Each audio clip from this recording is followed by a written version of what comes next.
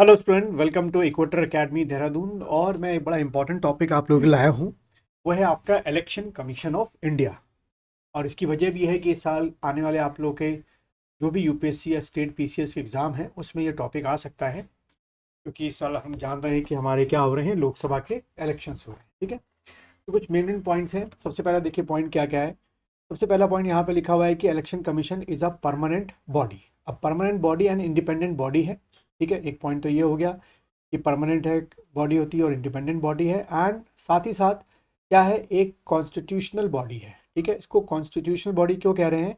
क्योंकि इसका जो डिस्क्रिप्शन है वो आर्टिकल 324 में दे रखा है। बहुत डिटेल में डिस्क्रिप्शन है, उसके बारे में भी धीरे धीरे पढ़ेंगे। बट आपको ध्यान में रखना है कि it is a permanent, independent and constitutional body. ये वर्ड या टर्मिनोलॉजीज जो है वो इलेक्शन कमीशन के साथ आपकी लगती हैं।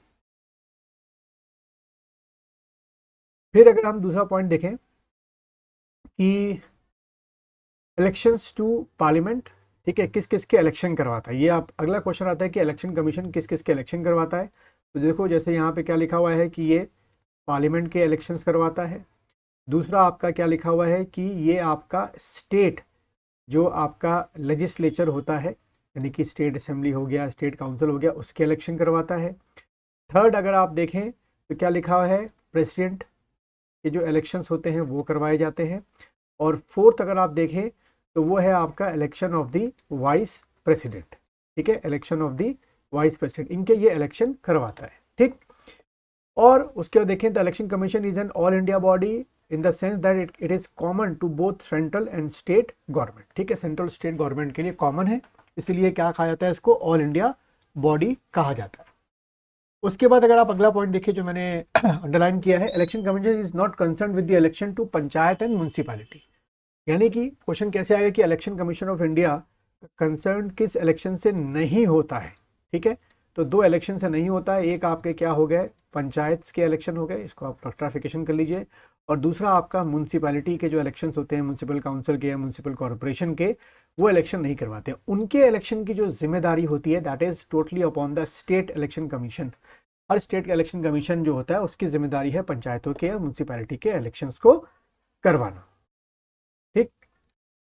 फिर उसके बाद अगर अगला देखें आप point, the election commission shell consist of chief election commissioner and election commissioners. ठीक है, यानी कि आपको एक स्ट्रक्चर याद रखना है कि एक आपका क्या होता है, सीसी होता है, चीफ इलेक्शन कमिश्नर होता है। और आपके क्या होते हैं, दो इलेक्शन कमिश्नर्स आपके होते हैं, जिनका अभी हाल में ही क्या किया गया, अपॉइंटमेंट किया गया है। ठीक है, तो चीफ इलेक्शन कमिश्नर हो गया और दो क्या हो गया, इलेक्शन कमिश्नर हो गया।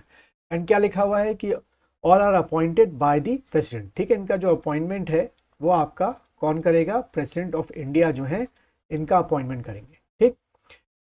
फिर उसके अगर आप देखें, the president may also appoint after consultation with the election commission with regional commission. ठीक है, उसके बारे में इतना इंपॉर्टेंट नहीं है अभी। फिर अगर आप देखें अगला पॉइंट जो है,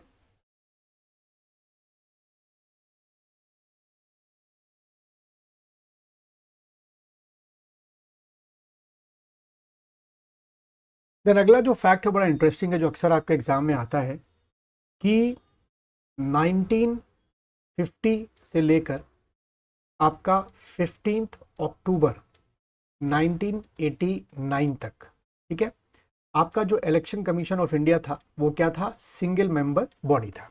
जैसे कि आज आपके 3 मेंबर हैं, चीफ इलेक्शन कमिश्नर और बाकी 2 इलेक्शन कमिश्नर हैं। लेकिन इस टेन्योर में आप कह सकते हो कि आपका इलेक्शन कमीशन जो है सिंगल मेंबर बॉडी था। ठीक है, तो ये टेन्योर आपको याद रखना है।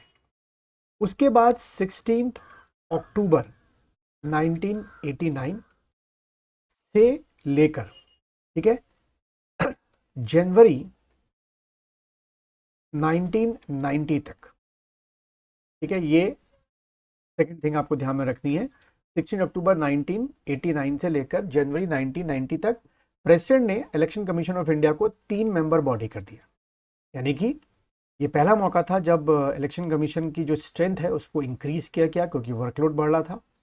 तो उस 3 में क्या होंगे, जैसे आज का जो स्ट्रक्चर है, एक आपके चीफ इलेक्शन कमिश्नर होंगे और 2 आपके इलेक्शन कमिश्नर्स होंगे।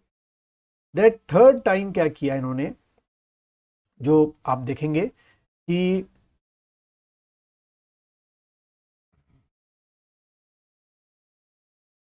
दोबारा से जनवरी 1990 में जैसे ये टेन्योर पहुंचा, दोबारा से इलेक्शन कमीशन ऑफ इंडिया जो है वो क्या कर दिया गया, आपका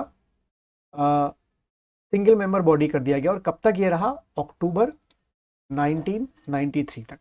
ठीक है, ये क्या रहा, सिंगल मेंबर बॉडी। ठीक है, जनवरी फरवरी कुछ महीनों के लिए आप कह सकते हैं कि ये जो पोजीशन है कुछ सालों के लिए फिर से रही आपकी, सॉरी महीनों की जगह सालों के लिए रही।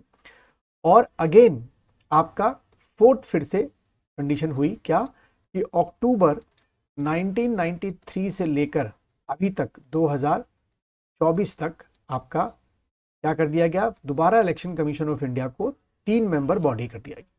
तो ये जो एक जिगजैग चला है आपको ध्यान में रखना है। 1950 से लेकर 15 अक्टूबर 1989 तक आपका सिंगल मेंबर बॉडी था। उसके बाद 16 अक्टूबर 1989 से लेकर आपका कब तक, जनवरी 1990 तक आपका क्या रहा, 3 मेंबर बॉडी रहा। फिर जनवरी 1990 में दोबारा से एबॉलिश कर दिया गया 3 मेंबर बॉडी को। जनवरी 1990 से लेकर अक्टूबर 1990 तक ये क्या रहा, आपका सिंगल मेंबर बॉडी रहा। और फिर अगेन अक्टूबर 1993 से लेकर आपका अभी तक 2024 तक ये 3 मेंबर बॉडी रहा। ठीक है, तो इस तरीके से ये एक डेटा था जो अक्सर आपके एग्जामों में पूछा जाता है। अगर आप अभी तक इस लेक्चर तक बने हुए हैं तो इस वीडियो को लाइक कीजिए, शेयर कीजिए। और अगर आप ऑफलाइन या ऑनलाइन कोचिंग मुझसे लेना चाहते हैं तो आप इस दिए हुए व्हाट्सएप नंबर पर मुझसे कांटेक्ट कर सकते हैं, चाहे आप सिविल की तैयारी कर रहे हो, स्टेट पीसीएस की या सीडीएस की या एसी या सीएपीएफ की।